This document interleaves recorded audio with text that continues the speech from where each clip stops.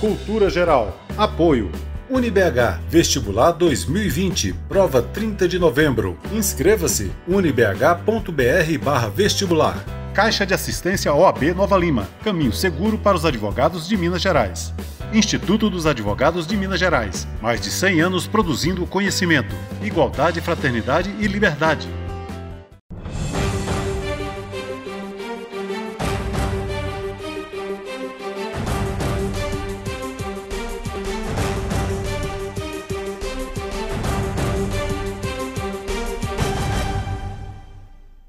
Bom, começando agora mais um programa Cultura Geral. Hoje um Cultura Geral extremamente especial. A gente está recebendo o Rafael Ciccarini, reitor da UniBH, que é parceira do Cultura Geral, parceira da TV Banqueta. A gente está começando essa parceria que veio através do Thales Catapreta, que foi meu professor, meu amigo particular. E a gente tratar desses assuntos que têm mexido com a sociedade brasileira é extremamente importante no momento atual.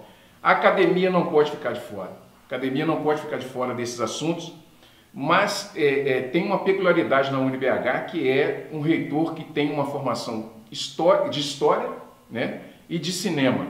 Então, entender como é que funciona tudo isso, que eu acho que é o espectro maior da sociedade brasileira e sul-americana também, entender como é que casa essa área do saber acadêmico, né, direto, técnico, com as especificidades da história e da arte também, é muito importante. E no tempo que a gente está vivendo, nessa volatilidade das relações, pensar num momento novo de informação, de chegar com a informação até o indivíduo, é o que há de mais preocupante e o que pode ser mais moderno nos dias de hoje. Rafael, seja muito bem-vindo ao Cultura Geral, é um prazer te receber e tenho certeza que a gente vai fazer um grande programa e um programa bem a cara daquilo que você quer para a UniBH. Não tem dúvida, eu que agradeço o convite, uma possibilidade de conversar sobre educação, sobre arte, sobre cultura, sobre cidade de Belo Horizonte, mas também sobre o país, né? Sobre essa situação que a gente está vivendo no Brasil e como que a educação e a cultura são fundamentais para a gente avançar no processo civilizatório do Brasil, de alcançar uma sociedade um pouco mais complexo, um pouco melhor resolvido do ponto de vista dos seus principais problemas, né? Os dilemas da cidade não mudaram tanto. A gente se vê um pouco naquele mitologia grega de Sísifo, né? A gente rola a pedra desce de novo. Uhum. A pedra desce de novo. O Brasil tem um pouco essa imagem, sempre me vem à cabeça quando a gente pensa no Brasil. Então é um prazer poder dialogar com vocês aqui, muito prazer. Ô Ciccarini, cinema, história, direito, mundo acadêmico, medicina, como é que casa isso tudo na sua cabeça? Boa pergunta. Até um adendo interessante, a gente não teve tempo de atualizar. Eu também hoje sou reitor da UNA, então hoje eu acumulo os dois desafios. Até mais, estou dizendo isso porque a sua pergunta tem a ver com desafios. E hoje a gente vai falar mais do UniBH, do projeto do UniBH, mas hoje, só para o nosso espectador entender, as duas, a UNA e o UniBH, são duas marcas do Grupo Ânima, que tem a missão de transformar o país pela educação. E por isso que eu falei no início que é muito importante falar de educação, que a gente acredita que através da educação nós vamos mudar esse país, então isso se torna uma obsessão para a gente. E essas duas marcas são duas formas diferentes, com atuações diferentes de realizar na prática a missão nossa da Ânima, que somos tão apaixonados pela educação. O Thales está nesse projeto, você é um dos parceiros, todas as pessoas que se importam com essa temática, com essa questão. Então, do ponto de vista do UniBH, vou voltar à sua pergunta, como que isso casa na cabeça de um aparente, assim, de alguém que formou história? A história, justamente, eu me lembro lá dos meus 18 anos, e como todos os meus alunos aqui, os nossos alunos do Uni, a gente não sabe exatamente o que a decisão por uma profissão naquele momento não vai determinar necessariamente aquilo que você vai fazer para o resto da sua vida. Isso é até muito cruel, você pedir para um adolescente de 17 anos, falar, defina seu caminho. Defina seu caminho. Eu, sinceramente, prefiro até acreditar hoje, com 40 anos, que eu ainda posso também mudar se eu quiser, enfim, no desejo não estou muito feliz, mas a vida é uma constante mutação. A experiência universitária é muito mais complexa do que, muito mais interessante até, do que apenas a escolha de um caminho. Então, eu escolhi aqui a história naquele momento porque me daria uma possibilidade de olhar amplamente para as coisas. E é justamente isso que aconteceu, assim. Nesse meio do caminho, a arte, a atuação na arte da cultura, ela se tornou talvez a minha profissão, né? Eu nunca exerci, já dei aula de história e tal, mas Sim. Eu nunca exerci a profissão de historiador. Eu fiz mestrado, doutorado em cinema. De fato, a arte se tornou meu campo de atuação. O que é interessante de pontuar, talvez, e que seja legal do espectador entender na minha trajetória, é como é que chega a educação chega naturalmente, porque a partir do cinema e da atuação na crítica cinematográfica, da militância na área do cinema, já fui músico também, mas aí essa parte, depois alguém acha algum vídeo, alguma coisa, eu prefiro não mencionar. E por respeito mas a turma música, vai procurar. E por respeito à música, eu abandonei a música. Então, eu tenho essa relação muito estreita com a arte. Então, o que aconteceu? Eu fui trabalhar no Palácio das Artes. No Palácio das Artes, que é o grande baluarte da cultura, o grande espaço aqui da cultura de Minas Gerais. Lá me apaixonei pela gestão e eu já dava aula. Então, o que acontece? Eu me descobri um gestor na prática e por isso eu sei muito bem, a gente vai falar disso, assim, o quanto é importante a dimensão prática no universo da academia, né? Uhum. Sem ela a gente não consegue, o indivíduo, ele na vida real a gente não separa teoria e prática, isso é uma abstração, né? Isso não existe, a gente vai ao mesmo tempo agindo, pensando, né? Uhum. Então, e aí a partir da experiência da gestão, eu fui convidado para ser coordenador de curso, na época de cinema. A partir disso, eu fui me apaixonando e virei coordenador de curso, diretor, vice-reitor, reitor. E estou nessa missão com muita paixão. A curiosidade intelectual é alguma coisa inerente. Então, eu, de alguma maneira, esta missão do UniBH, que tem na arte e na cultura Sim. um pilar importante, ela condensa tudo isso. Essa ideia de quebrar os muros, né? De tirar os muros e essa interação que você pensa entre a cidade e o campo ser uma coisa juntas, não ter separação, não ter barreiras, ela está sedimentada em alguma coisa histórica ou é uma coisa que você pensa assim como evolução da humanidade mesmo, assim, não ter evolução da própria cidade, né? Entendi. Ela tem que se interar com a cidade e a cidade com a universidade sem ter essas barreiras. Excelente pergunta, né? Assim, a academia, no sentido, pelo menos no sentido ocidental do termo, ela foi criada por Platão, e essa pergunta é muito interessante, porque o Platão pensou a academia fora da polis. Está falando em cidade, a gente tem o nosso modelo de cidade é a polis grega, né? É o nosso modelo de democracia. Uhum. E o Platão pensou a academia, os muros da cidade, fora dos muros da cidade, para que a construção do saber, não, na visão do Platão, não ficasse de alguma maneira poluída, não desviasse com as vicissitudes do dia a dia, com a correria e tal. Ele pensava o saber de uma maneira muito nobre, muito separada da própria realidade. Isso tem a ver com a filosofia do Platão, que influenciou muito a sua pergunta é muito legal por causa disso. O Platão, as pessoas chamam isso de idealismo, né? Essa separação entre o mundo das ideias e o mundo das coisas, esse é um modelo filosófico que vai depois se transmutar também no cristianismo, que também tem uma relação entre o mundo sagrado, que é alguma coisa separada do mundo da terreno, né? O mundo telúrico, e esta perspectiva, portanto, de um conhecimento de algum campo mais nobre, destituído, ela é histórica, ela é arraigada. Então, agora, e aí eu não vou fazer uma análise muito longa, mas assim, com o desenvolvimento da história, com o passar dos anos, a própria evolução do pensamento humano, o aparecimento de outros pensadores, a filosofia moderna, questiona muito essa separação entre o conhecimento e o mundo concreto, o mundo real. E aí, trazendo aqui para... O que isso hoje, você vê, nós estamos em 2020. Até hoje, a sensação dos agentes da sociedade é que existe uma certa separação entre os muros acadêmicos e o mercado de trabalho e a sociedade, em vários níveis. Então, o empresário, agora eu vou ser bem prático, menos teórico. O empresário, ele tem a sensação que o aluno que a gente entrega para ele não traz aquilo que ele precisa para exercer os postos que ele disponibiliza.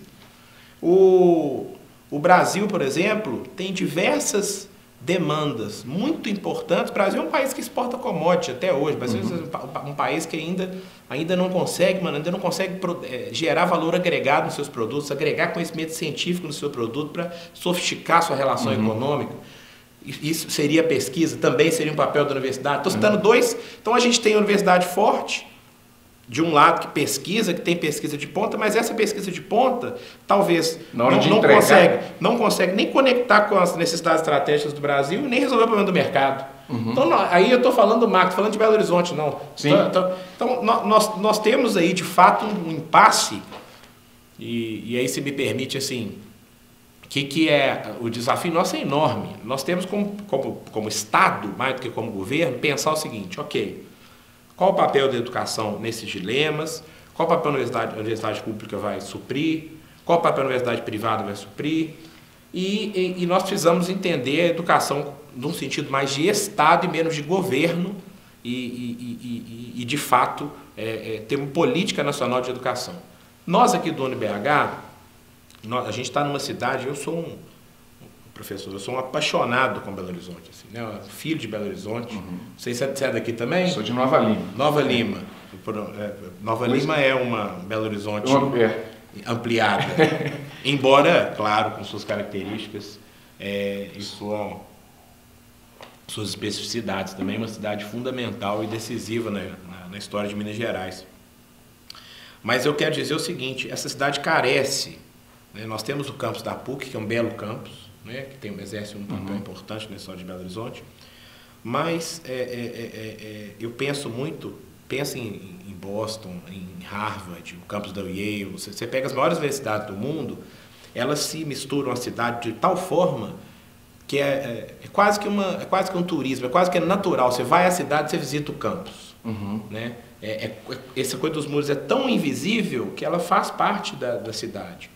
O projeto do UniBH, nesse sentido, e aí depois dessa nossa conversa tão interessante aí sobre educação e sobre história, o projeto do UniBH tenta pensar, de alguma maneira, sim, retomar a polis grega como um centro de conhecimento e tal, mas quebrar esse muro que o Platão criou.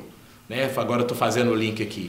Quebrar esse muro que o Platão criou e escancarar as portas desses espaços dentro do Buritis, esse bairro tão especial em Belo Horizonte, para que a cidade construa com a gente o saber. As pessoas nas suas atividades, os pais, os moradores do Buritis, aproveitem esse espaço, participem das atividades, construam com a gente os projetos de extensão, vivenciem atividades artístico-culturais. Nossa ideia é que, quando se fala em Belo Horizonte, como eu falei do Palácio das Artes, no futuro, ou no futuro próximo, as pessoas falam, você tem que ir ao UniBH, você tem que ir ao campus Buritis, aquilo é vivo, aquilo é um jeito que você vai escutar jazz, tem o piano à disposição dos alunos, você viu ali o piano. Exatamente, né?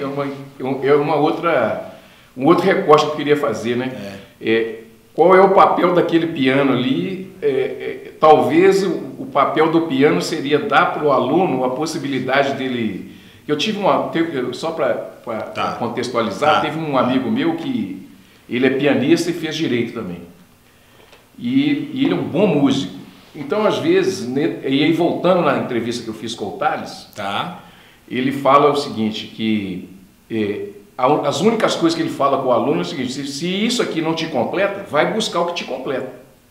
E quando eu vi o piano, quando eu vejo uma atividade artística, fora do contexto do que se propõe uma universidade ou uma escola, também é uma alternativa de saber e de aprendizado da pessoa. O piano tem essa função ali? Tem. Ele tem várias funções. Ele tem uma função simbólica, que é assim, esse piano é nosso, sente e toque. Né? Não tem nenhum tipo de limitação. A gente tem... Uma vez, quando a gente pensou em comprar um piano, alguém me disse, mas e se alguém danificar o piano? Eu falei, gente, se alguém danificar um piano, essa pessoa, assim, ela já é... O perigo é muito maior. A pessoa que tem coragem de danificar um piano, ela já... O problema... Que bom que ela danifica o piano, que ela faria coisa pior. Assim, quem que iria danificar? Por quê? Né? Assim, por que alguém iria fazer isso? Então tem um gesto de abertura, um gesto de confiança, um gesto que simboliza um pouco essa nossa crença. Agora, o que você falou, do ponto de vista mais pedagógico, é perfeito. Quer dizer, o nosso ser é mais completo que um médico, um médico veterinário, um dentista, né? Alguém formado em odontologia. Ele não é só aquilo. E mesmo para exercer seu ofício, quanto mais ele se abrir para a sua sensibilidade, para as suas outras habilidades, mais insights, mais sinapses, mais possibilidades, inclusive intelectuais, inclusive ele vai ter. As universidades todas de ponta do mundo têm em seus currículos disciplinas de arte, de história, de filosofia, de cultura. Eu gosto de citar esse exemplo. Eu fiz uma visita à Índia, numa universidade que é a referência em tecnologia. A gente está falando aqui de medicina e de direito, mas essa área é uma área que você pode pensar que as pessoas estão lá, né, os engenheiros, as pessoas muito focadas naquele universo.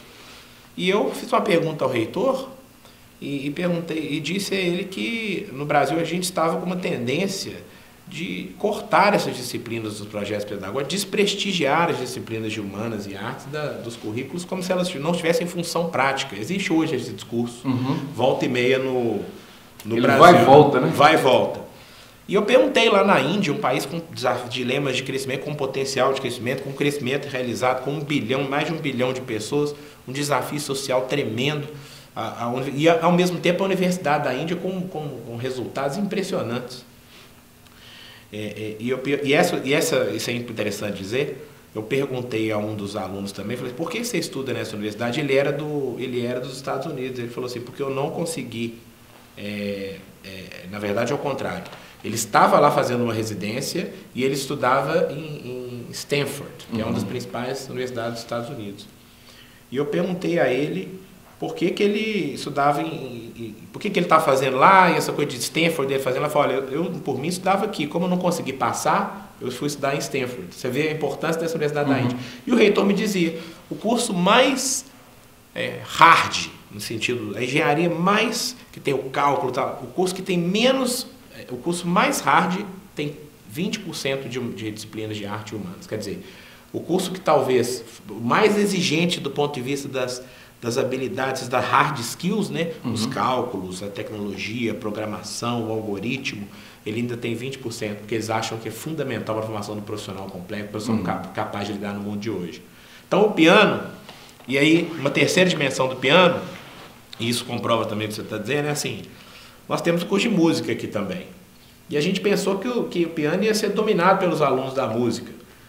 Que nada, né? Assim, os alunos talvez da veterinária, da odontologia, esses dois vieram na cabeça, porque se você fizer uma pesquisa, quem está tocando piano ali, são impressionante a quantidade de pessoas que gostam, que tocam, que faz parte do cotidiano.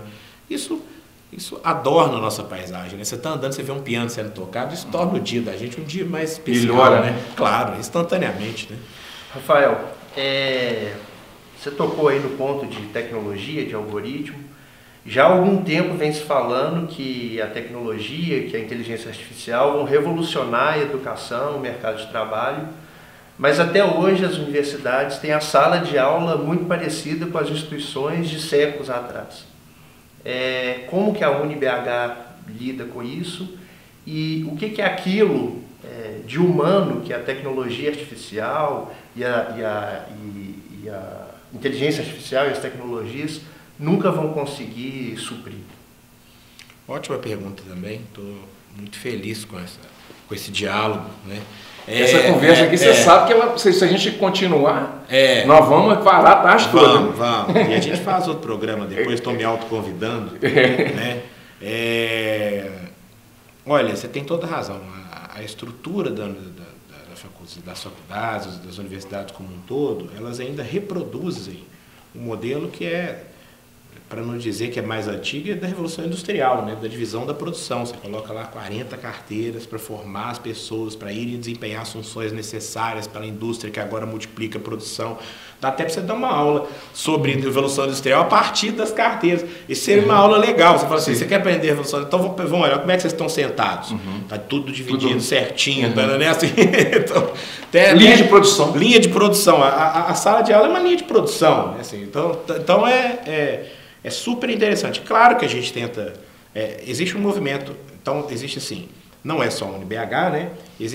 É um movimento de tentar cada vez mais entender que as tecnologias e o mundo demandam da universidade outros espaços, outras metodologias que visam nada mais do que formar pessoas capazes de desempenhar funções que os robôs, que o machine learning, que os algoritmos, os sistemas complexos não serão, que são a sensibilidade, que são a inteligência no que ela tem de mais subjetiva, a relação entre as pessoas. Não se reproduz a relação, a ciência, eu sentar, conversar, ouvir, né? E cada vez mais, paradoxalmente, a tecnologia faz com que os aspectos humanos sejam mais valorizados. Então, esse profissional que não sabe relacionar-se, que não olha para o outro, que não compreende o seu entorno, que não tem sensibilidade, esse profissional vai ficar sem espaço porque aquilo que ele faz, que é o técnico, isso é muito mais passível de ser substituído, do que exatamente essa possibilidade de relacionar. Quer dizer, esse é um belo paradoxo, assim. Quem sabe é uma visão otimista do futuro, há visões mais pessimistas, eu sou uma pessoa otimista.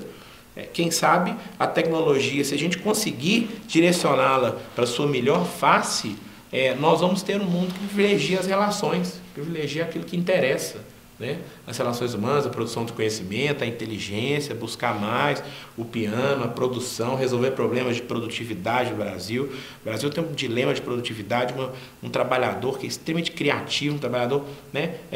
Se o Brasil tem problemas de educação, de formação do ensino fundamental, de formação do ensino médio, a gente tem, e também do ensino superior, quer dizer, no entanto, né, criatividade, nós temos grandes habilidades. A gente consegue fechar esses ciclos e a gente consegue fazer uma boa leitura do mundo, a gente tem muito para ir adiante. Agora, respondendo de forma prática a sua pergunta, temos espaços diferenciados de metodologia, salas de metodologias ativas, onde as pessoas são dispostas de outras maneiras.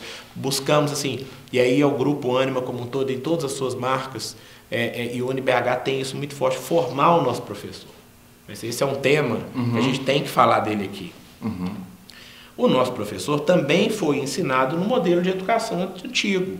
Ele também aprendeu desta maneira e, portanto, a tendência desse professor é ensinar dessa maneira. Né? Não só a formação da sala, como a própria posição hierárquica do professor, que é aquele que transmite conhecimento para quem não sabe, supostamente não sabe. As gerações de hoje têm, como a gente está falando, né, virou quase um lugar comum, tem acesso ao conhecimento por outras maneiras. E se aquele professor achar que vai passar um PowerPoint, que vai escrever no quadro para as pessoas copiarem, tal qual ele aprendeu, porque antigamente o professor era aquele que ensinava para alguém que não sabe, não, hoje o professor é um mediador, o professor é um mentor, o professor é alguém que vai fazer se apaixonar por algo. Faço um convite aqui para vocês.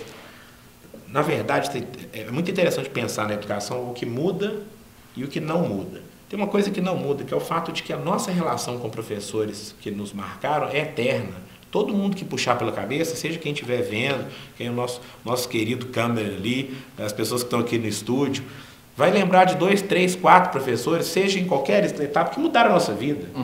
Que fizeram com que a gente escolhesse uma profissão, que a gente pensa até hoje, se a gente encontrar na rua, nós vamos abraçar carinhosamente. E isso é que interessa na relação da docência com o aluno, entendeu? Assim, é o cara que te faz apaixonar, faz o olho brilhar quando você está na sala de aula. Isso é muito mais mágico, isso é muito mais intangível do que simplesmente alguém que senta, anota a matéria, aprende alta. Se a gente for... Então, no UniBH, o professor tem papel fundamental. Nosso aluno adora o professor, nosso professor adora o aluno. A gente adora ensinar. Se você conversar por aqui, existe uma paixão mútua por esse processo.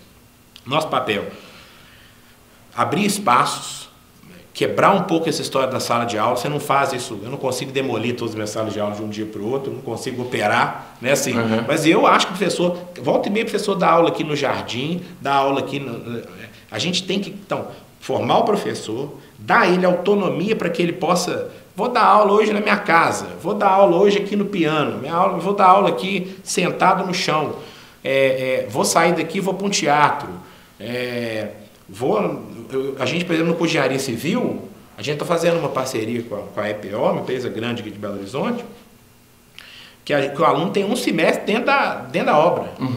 Entendeu? Então o aluno vai ter, o cara não quer construir prédio, então vai ter uma aula dentro da obra. Então tem uma série de dimensões aí da sua pergunta que a gente está atento. Não vamos ter a pretensão de falar que está tudo resolvido, que aqui não tem nenhuma carteira no sentido tradicional, que não tem nenhum professor com essa postura. Tem, e nós vamos ajudá-lo, nós vamos avançar. O mais importante, nós temos a noção de que esse modelo está em rápida transformação e a gente tem que ficar feliz com isso, né? Feliz porque isso vai trazer melhoras a médio e longo prazo. Bom, vou fazer um intervalo, 1 minutinho e a gente volta com mais cultura geral.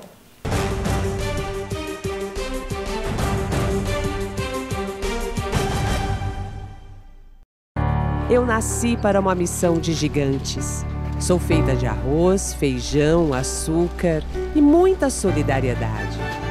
Eu sou mais que uma cesta. Eu carrego os alimentos, mas é você que nos ajuda a colocar esperança na mesa de milhares de famílias. Natal permanente da LBV. Acesse lbv.org/natal e colabore. Apoio TV Banqueta.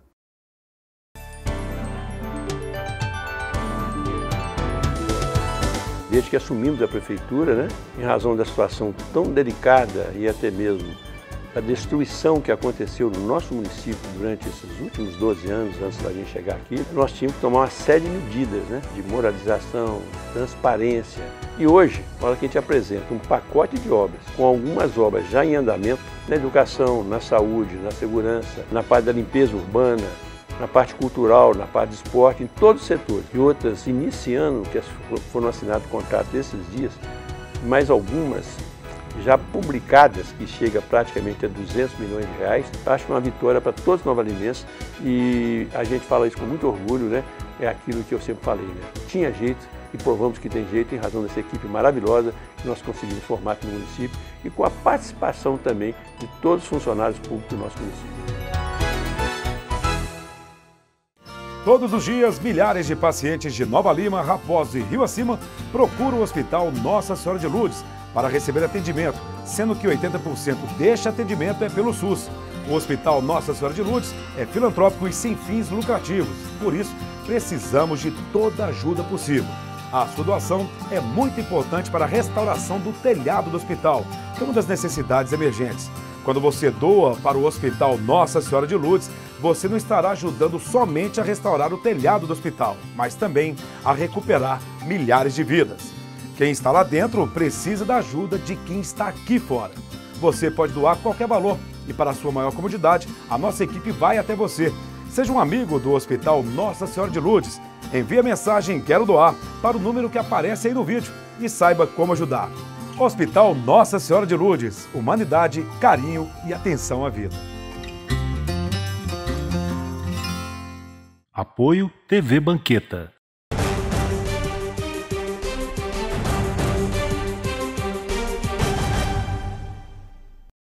Bom, de volta com a cultura geral, Rafael, deixa eu te perguntar uma coisa que é muito importante.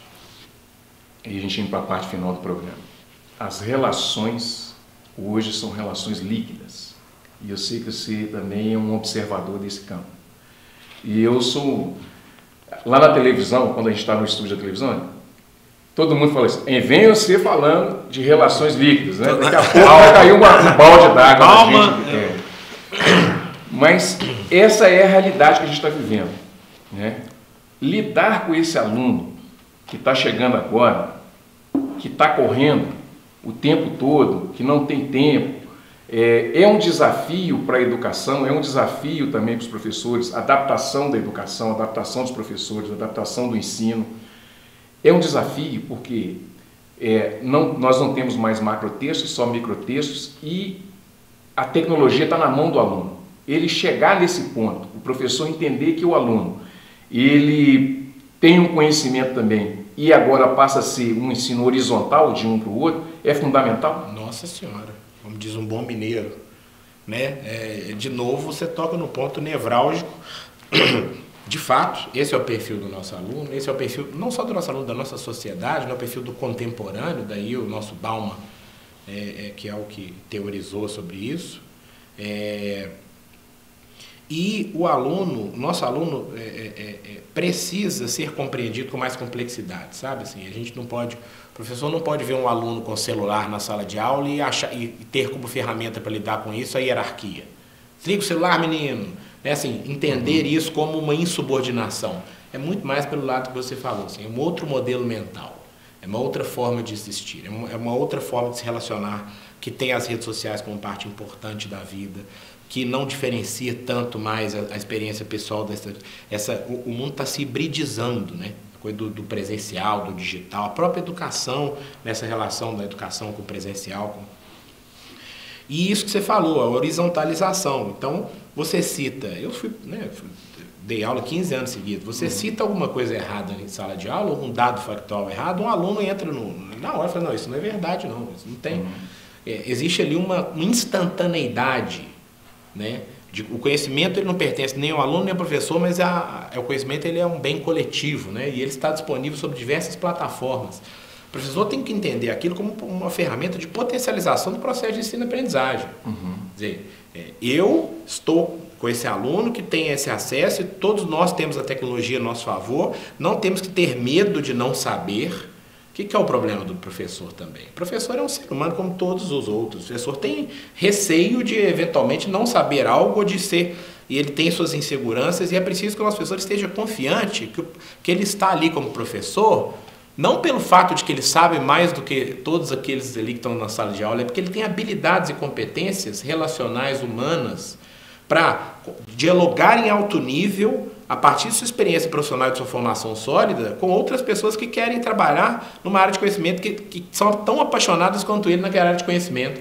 Se você for para essa chave, você cria uma comunidade de aprendizagem, que você quebra essa hierarquia naturalmente. Você fala assim, olha, eu sou um apaixonado, eu passei minha vida estudando isso, eu trabalhei com isso pra caramba, vocês são outros apaixonados, tem gente aí que vai saber de coisas que eu não sei, porque tem um monte de... Hoje tem o professor vai ensinar administração. Pode ensinar para um menino de 20 anos que já tem uma empresa que está faturando o que o professor nunca vai faturar na vida. Então, se o professor for do eu sei ou não sei, fala, peraí, mas eu já tenho empresa, por que eu preciso de você? Agora, se nós entendermos que aquele aluno que tem uma empresa pode trocar com outro aluno, esse professor pode construir experiências com ele, para ele ser ainda melhor naquela empresa, para ele aprender a contratar nessa empresa, para ele ter menos dificuldades, para ele poder ampliar o network. Se todo mundo entender aquilo como uma comunidade de aprendizagem, onde todos saem ganhando, aí a gente transforma, aí a gente sai desse paradigma. E aí tem um problema negativo, assim, né? Fica parecendo que eu estou muito otimista, que é tudo muito fácil. Que aí é a dificuldade, assim. Esse aluno, ele está muito amargurado, sabe, professor? Assim, nós temos problema hoje, problema geracional, do adoecimento, né? Da depressão, problema de autoextermínio. Nós temos que encarar, e isso tem a ver com essa crise identitária desse sujeito líquido que busca referências na família, busca referências na universidade e que precisa de algo para se ancorar. E não é papel da universidade resolver um problema, digamos, de uma malésia, de um mal-estar geracional. Isso não tem jeito, mas, ao mesmo tempo, ajudar a compreender e estar à disposição para esse diálogo, construir uma rede capaz de...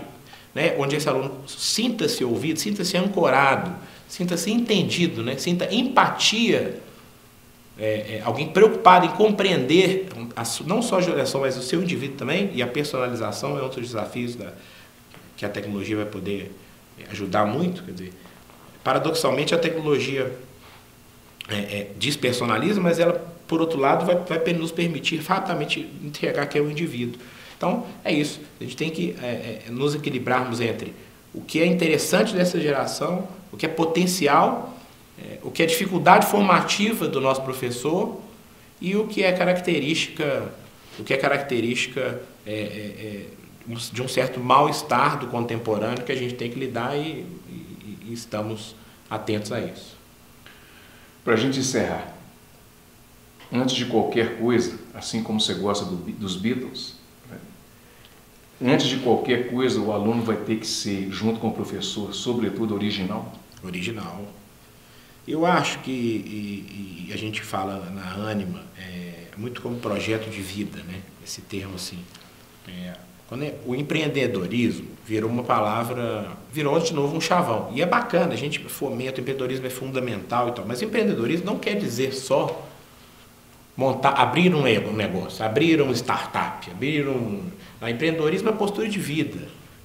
Às vezes eu quero construir outras coisas, às vezes eu quero trabalhar em outro empreendimento, no UniBH, não preciso abrir uma faculdade, eu posso trabalhar no UniBH, que é onde eu me encontro, é onde o projeto me fascina, e ao mesmo essa história do original, quer dizer, todos nós buscamos sermos singulares, né, únicos, isso é um desejo nosso natural. Eu acho que nós temos que fomentar e dar possibilidades para isso. A história do projeto de vida é interessante, que é assim, é um convite que a gente faz, olha, o que é o seu indivíduo? O que te move? Qual que é a sua paixão? Vamos juntos tentar abrir portas, construir, né? Nós temos nossos professores, nós temos nossa estrutura, nós temos a arte para ajudar a abrir um pouco a cabeça, nós temos o espaço de convivência, nós temos seus colegas, quer dizer, esse original não é criar alguma coisa nova que alguém nunca criou. Esse original é ser o melhor que você consegue ser de acordo com aquilo que te move. Eu acho que é por aí. Nós temos que sair de novo da lógica da massificação, da lógica e partir para o indivíduo. E esse indivíduo está, digamos assim, o nosso aluno tem que entender que dúvida faz parte da vida, que uma decisão não define o seu futuro. E que a vida é um work in progress, uma construção constante, do professor, do aluno, minha, sua, e essa universidade que a gente está falando, como esse locus, como esse lugar para isso acontecer, é o que a gente acredita, é o que a gente constrói todo dia. Rafael, foi um prazer, um bate-papo super interessante. Vamos ter que fazer outros, né? O assunto não se encerra, né? Não se encerra. Muito obrigado pela sua participação. Gente, é uma honra, o programa nos possibilita entrar com profundidade em temas que nessa correria a gente às vezes não consegue fazer esse recuo e conversar. Obrigado pela qualidade da interlocução, pela qualidade das perguntas. Muito honrado de ter conversado com vocês. A honra é nossa, o prazer é nosso. Agradecer a Jéssica aqui, eu esqueci o nome do cinegrafista, mas um grande abraço e até amanhã, se Deus quiser, com mais um Cultura Geral. Um grande abraço e até amanhã.